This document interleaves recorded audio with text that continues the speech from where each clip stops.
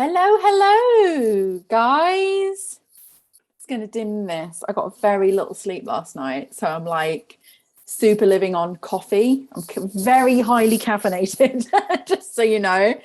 So I'm a little bit wiry because of that reason, but welcome. See a few people smiling like, yeah, I know, I know what you're doing. Yeah. Thank you. Thank the heavens for coffee. Hi, Karen. Hi, Mahona. Hi, Susan. Hi, Hannah. Lovely to see you guys. I'm going to give it a minute because this is our normal monthly call, so not quite sure who's going to be here. But we are going to be talking about something I wanted to share. It's something I've been thinking about a lot recently because, as many of you know, I'm doing a project, or I did a business proposal which I launched last month with regards to systemizing the build of OneSourcing businesses a little bit more and being able to put together constructions of the business in a more streamlined fashion. So I was able to, or I am able to be able to help people with the build of these OneSourcing businesses, but still customize it in a better way, but like a more streamlined way, so I can make it a little bit more affordable for people, because a lot of people want to go forward OneSourcing, but they're really like, like I need a more affordable option for the build side of things. So I started to think about this a lot last month. I decided I was going to put something together, which is going to be a very special OneSourcing kind of educational package, but including the build as well. So that's been absorbing a lot of my time, and I've kind of been like thinking about the processes and things. And I wanted to share something on this call with you regarding services.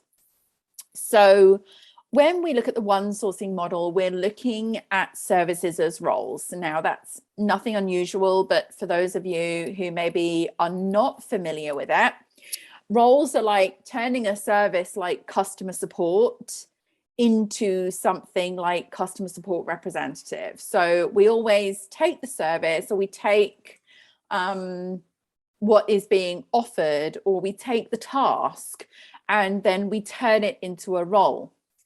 Welcome, guys, if you just joined. Hi, other Susan. And hi, is it Lise or Lisa? And hi, Abhishek. Hope I said that right. I never get these names right, especially my Rahona. I still don't know if I'm really saying that right. But anyway, yeah. So basically what we do in the OneSourcing model is we take those standard services that we normally offer within a virtual assistant business. And it's always been the case that people offer, again, like customer support, or email management, or marketing service, social media management, LinkedIn profile management. You can drill down into anything with these services. They go very far. If we were going to list out all the services, I remember like years and years ago, I did a blog post about 50 services that you can offer as a virtual assistant. And I remember thinking to myself at the time, like, oh, this is a really good blog post. Like, I can think of 50 things that you can offer as a virtual assistant. Now I could probably come up with 1,000 or more, because it's gone that big. Because like when I did that post, there wasn't really any social media or anything like that. The H is silent. Myrona. Amazing. I finally know how to say your name after all these years. Myrona. I was saying the H for all these years, but you never really sort of corrected me on that. Sorry. Okay, so back to it. Sorry, that was a direct message to me. Now I've all made it public. So going back to the services, so like it was about 50 services, and I thought years ago, oh my god, like I can name 50 services that you can offer as a virtual assistant. But now it is literally, the term virtual assistant has, I don't know whether it's got like muddied, but it's got really gray, because like as you go through the years, it was very particular, what's a virtual assistant? Oh, it's a personal assistant that provides services online. And then it moved on beyond that. As I was growing in my business, I was realizing, like, well, my form of virtual assistance became operations management, which literally led me into admin services, marketing services, creative services. So we went into graphic design and website development, but I still labeled myself as a virtual assistant, but moving into more of an operational one, because I was providing the full spectrum of services for, online businesses. So then I started to realize, as I did start to progress into these services and what clients were asking me for, and as VAs were coming to me and asking me the questions like, what should I offer? That became like one of the biggest questions that, as we were going through the motions, when virtual assistant training started to become a little bit more mainstream and people weren't just winging their offline skills into online skills. One of the questions that people were asking is, what shall I offer? What are clients asking for? And at that point, it was really, again, pretty much anything, like when I sit down and think about it, clients were coming to me for all kinds of different things. And it was very much a sort of melting pot of, can you do this? Can you do this? It was like itty bitty tasks that sort of went off in different directions. Until, again, you come to a point when you get asked this so many times, and also you get virtual assistants coming to you with all kinds of different ideas, like, could I do this as a virtual assistant, or would this come under virtual assistant? And again, it just starts expanding more and more and more until you start reaching like the idea of pretty much anything could be done as a virtual assistant if you're able to work it online. So any service that you could possibly think of, if you're able to provide it online, you can do it. That was the first hurdle. And then I started to realize more and more that people were not valuing tasks. This came out around the 4-hour work week time, I think, when Tim Ferriss was writing this book about how he hired virtual assistants for a pittance, really. To be able to fulfill his needs as an entrepreneur and technically work 4 hours a week, although that was a little bit misleading, doing certain things by outsourcing to India and the Philippines and stuff like that. And then the likes of Chris Ducker and people like that also sort of like caught on to that trend at the time, where it was like low cost work and you can outsource it. And then that also made the virtual assistant industry step up a notch, or in terms of creating awareness for it. So again, we've come through like being offered a very sort of limited number of services to a very vastly expanding number of services, particularly when social media marketing came out onto the scene. That really opened up the virtual assistant market and added more services. And then what basically happened in the industry is that everyone was offering so many services. Like, I would see virtual assistant websites with just rows and rows and rows and rows of tasks that they can complete, which was great. It just kind of got added on because like, yeah, I can do that and do that and do that. But there was no real structure to it. It was just became a load of random tasks. And when you kind of enter into that, I feel now, it had its day, it had its trend. And I feel now that's sort of devaluing the service when you're like, all these tasks are being listed that you can do.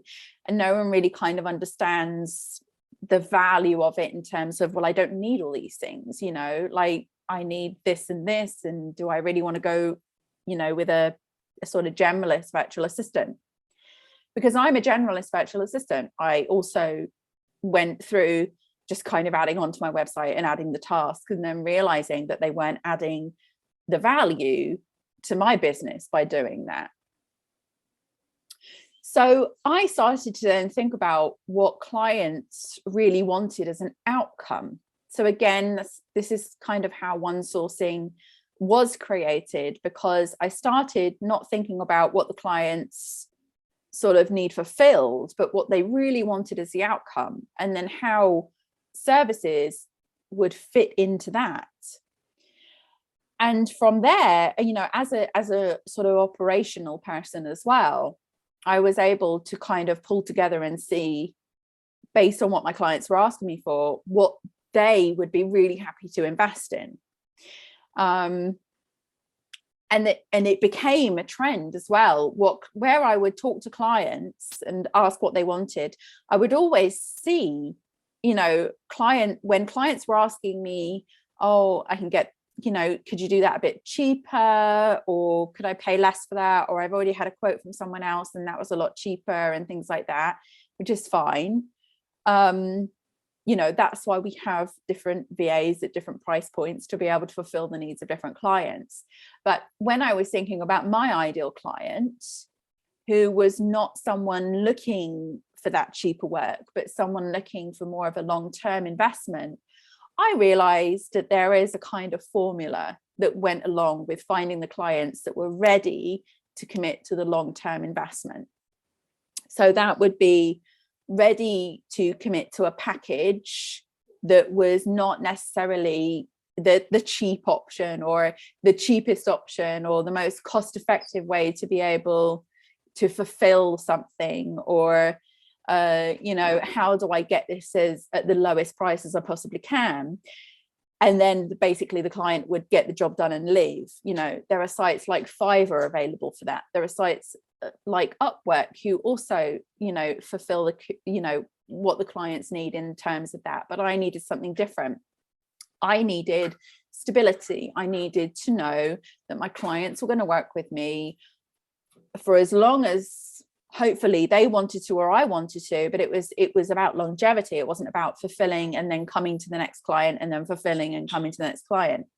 So again, this formula, or what I'm going to share with you today, is really about longevity when working with clients and when the client is looking to really invest in longevity. So again, this is really important to understand, that you don't have to go convincing a client to work with you. And I wouldn't suggest anyone does go around trying to convince a client to stay with you or trying to convince them that what you're offering is worth it. You just simply have to use this formula, which is made up of 3 components. I've called it OPA, because it was going to be OAP.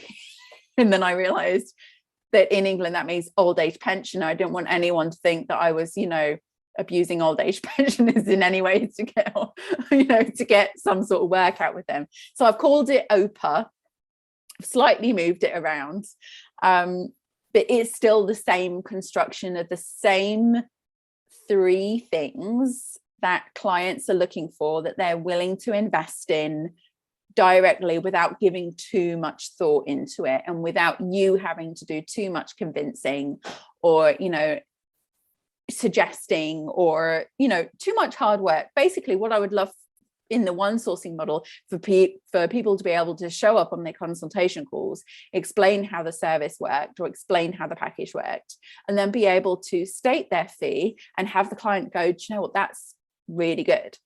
So basically you do it through these 3 things, and I'm going to try and break them down, because I don't want people to feel that they have to offer a lot in order to be able to get to this point. I offer in my OneSourcing business, I've managed to segment my business into three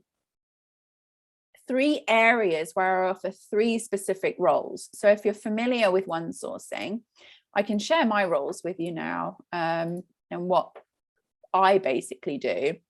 But with the role-based service, you take your service and then you translate it into a role. And then obviously I've got very broad roles, very general roles, and then I've got sort of some quite specific roles.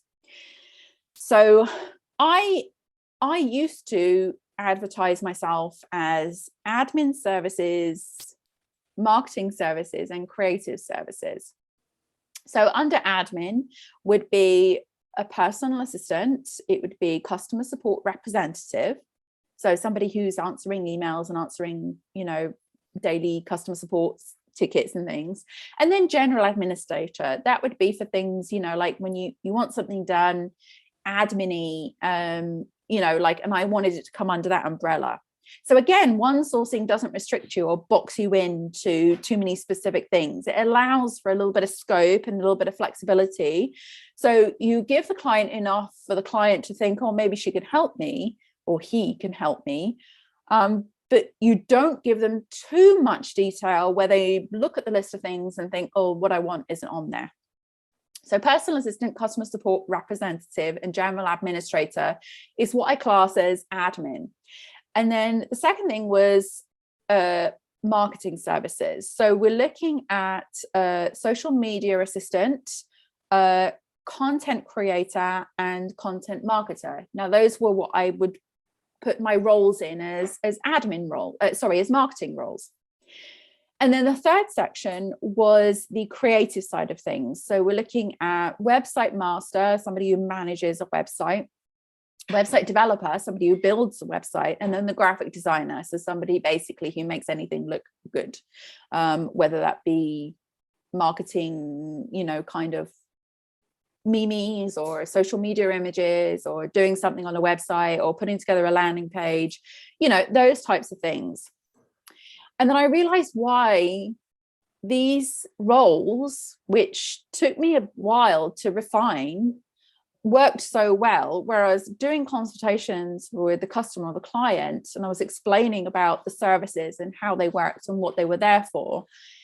And then I was seeing consistently how the clients or the potential clients were really becoming more and more ready to invest. And it's because of OPA. So the O is the administration services, which stands for operations. So once a client is on board with like the nitty gritty stuff can be done, like once a client is on board with like, oh, the admin, the back end stuff, the daily grind stuff, which is what those first three cover, the personal assistants, the customer support rep, and the general admin. I realized I was framing it in such a way where I said, we can handle your operations instead of we can handle your admin. Okay. They didn't get admin. It wasn't like, oh, okay, well, admin.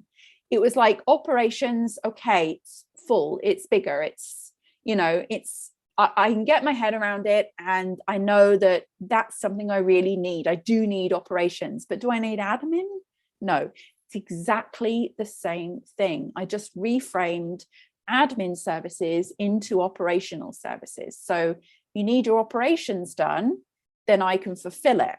Now, I'm not suggesting to people that they have to do operations, but what you have to do is have at least one role within your business. If you want to make this work, if you want to make the OPA system work, have at least one role in your business that fulfills an administrative or operational purpose.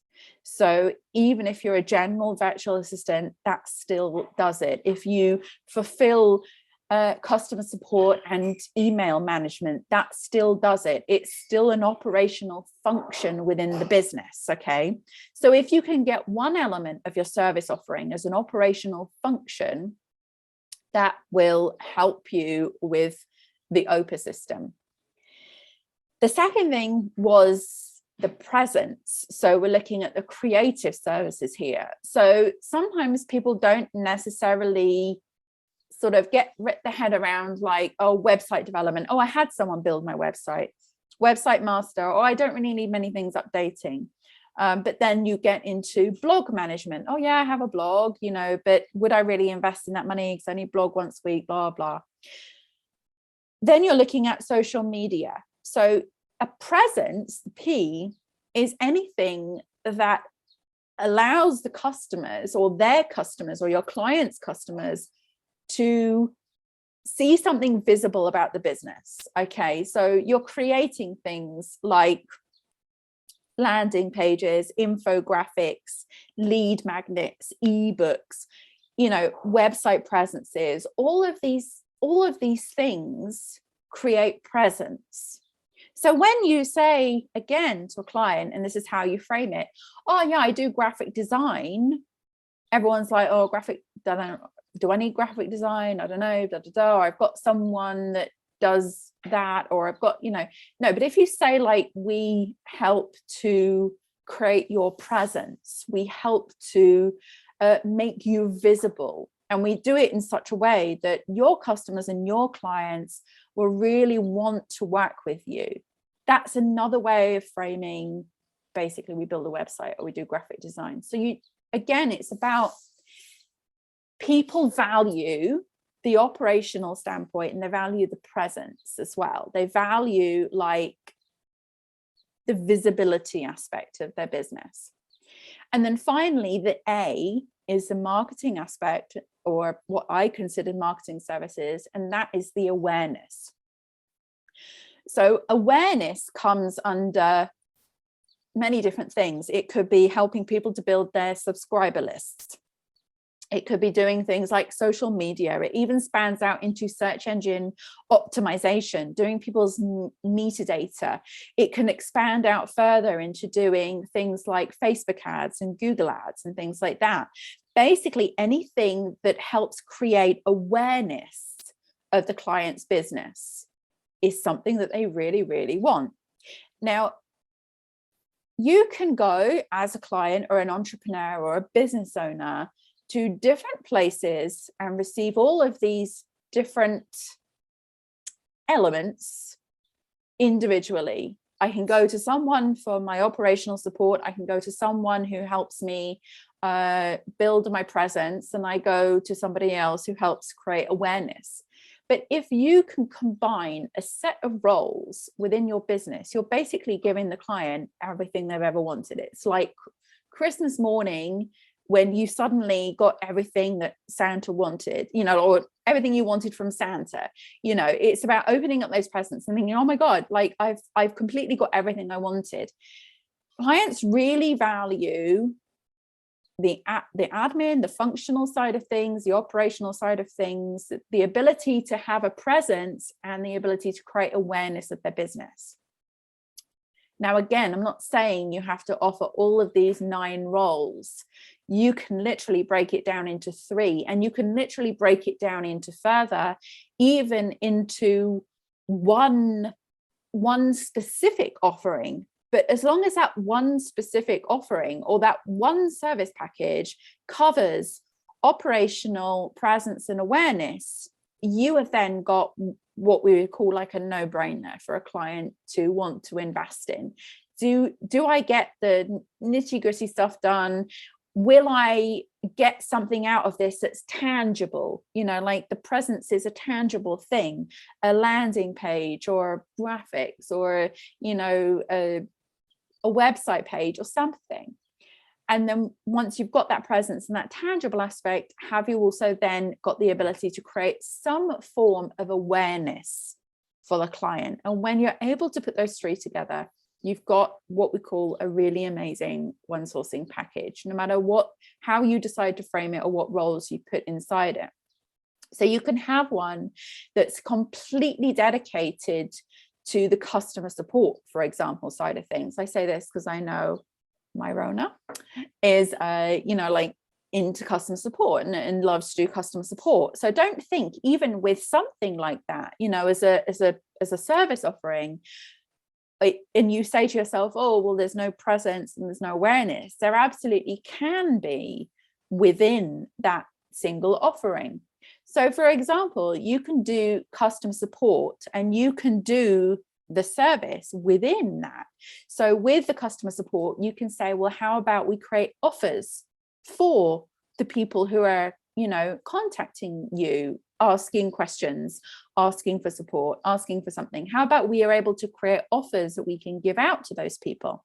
And then by creating offers and putting together little kits or little packages or infographics or things like that that we can send out in customer support, then we are also creating awareness of things within your business that they may not already know about. And then you've basically created a performance-based customer support package, because the customer support that you provide, a lot more detail goes into it, a lot more thought goes into it, and the client can essentially profit or generate income from what they normally would have just considered an admin task that they would want to essentially maybe get for as cheap as possible.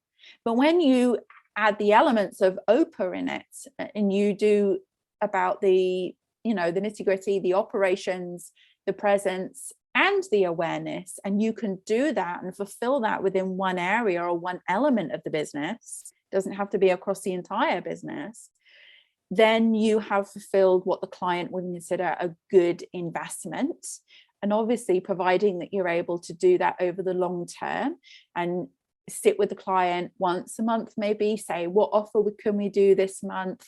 And yeah, sure, I can create an infographic for that, or I can create some social media graphics for that, or something like that, or some kind of kit or some kind of PDF or ebook that you can then offer to their customers who are coming into customer support. You fulfilled OPA, you fulfilled the operational side of things, the presence, and also the creating of awareness about the business. So it can be the full spectrum, like we do in Virtual Miss Friday, with the operational standpoint, where we build the whole presence and the social media, where we do all the customer support and the back end admin, and also we help with, you know, the marketing aspects of it by doing a little bit of SEO, a little bit of social media management, you know, handling groups and things like that. That's the full scope of the operations. But also I hope that I sort of demonstrated how you can really hone that in and focus in on one service where you can still integrate those three different parts of what the customer will consider a really good investment. So anytime you're thinking about your service packages, what you're going to offer, you know, are you going to be confident in being able to charge certain rates? You know, again, some people aren't confident when they want to charge certain rates because they need it for their own cost of living expenses and things like that. But they're a little bit like, is it really worth it? If you can somehow add in the operational, the presence, and the awareness into whatever service package you're offering, then absolutely the client will see the value in it, because that's what they're looking for. They're looking to get the stuff done. They're looking to have some sort of tangible asset from it that creates a presence for them. And they're looking to also create more awareness about their business in many different areas or aspects of their business, whether that's creating awareness by bringing new leads in or subscribers, or whether that's creating awareness by putting things in front of other people. Doesn't really matter, as long as there is some sort of visibility aspect within the package or the offering as well. So that's what I wanted to share with you. Also, operational management is about systems, it's about tools, setting things up. You know, it could be anything to do with that, scheduling, you know, again, it's all about keeping the business moving and keeping the business turning in terms of the operational side of things. And again, the presence is the creative side of things. So web build, design, it could even be content creation as well. That would come under presence. So anything that is tangible that the client can use or reuse or repurpose or send out time and time again, that's something that the client will value, something that they can use or repurpose. And then the awareness, which is more people, more visibility, more creation, telling more people about this product or that product, whether it's existing customers and clients or whether it's bringing in new ones. So OPA, that's what you got to do, not OAP. So does anybody, we're halfway through now. I wanted to share that little tidbit of information. This is also our open Q&A call as well. So if anybody has any questions that they have about the OPA, how they can apply it to their business, or anything more than that in terms of OneSourcing, operational business questions, anything like that, now is the time to ask, and I'm here for you. Virtual assistants, this is all my bag, baby. Any questions? It's so nice to see new people here. We had some new people in last month as well.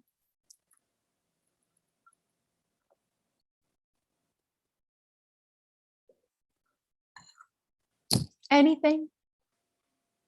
No? Okay. Oh, Hannah, is there a system you have to help us create OPA?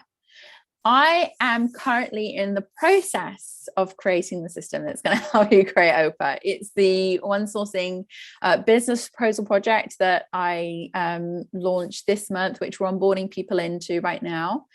And OPA is going to be part of I think it's part 3 of that system. So for those of you who are not aware with it, it's a project that I'm launching, that I'm working with a select number of people on, to be able to streamline OneSourcing, make it a little bit more paint by numbers, where you can slot your own things in.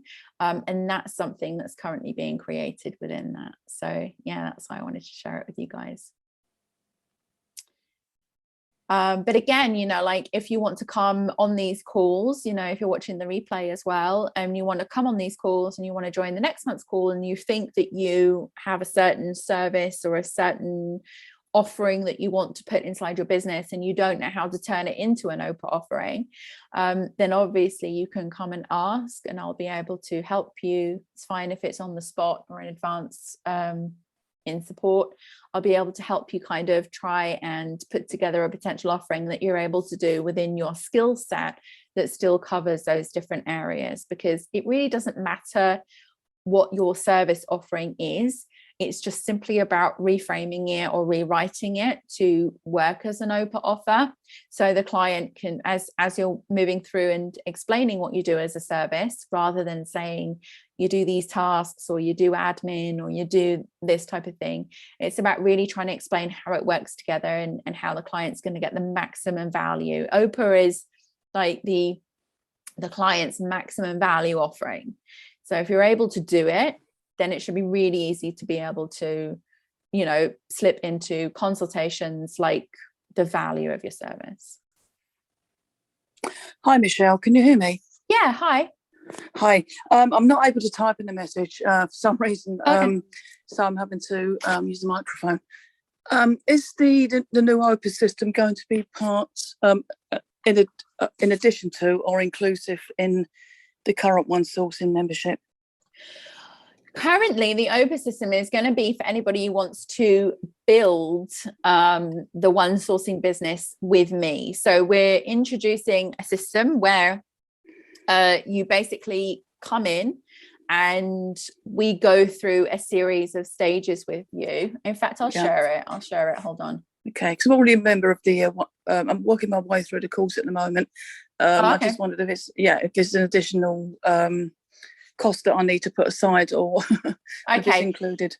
No, so with part of the project, this is basically how the project is going to look for anybody who's on it with me. This is like the build of a OneSourcing business from start to finish. So we're going to create an overview plan for people. We're going to do their brand and design guidelines. We're going to construct the services and the pricing packages. And within that stage 3, that's where we're going to be discussing OPA. So right now it's only going to be available within the OneSourcing startup build package, but I am considering making it more into a sort of DIY templated version. Sure. Which I would put into OneSourcing. But the part where we work together and we do it as a build together, that would be additional. But I certainly will try and think about how I can integrate it more just as a DIY version. Brilliant. That's great. Thanks, Michelle. Okay, thank you. And just for everyone else who's going to be on there, because some people have signed up, we're also going to be discussing systems in part 4, then marketing in part 5, and then management in part 6. And throughout the whole process or the project, the website build and the online presence will be in there as well. So that's a sneak peek into what the OneSourcing build package is going to look like. So any other questions or anything that I could help with?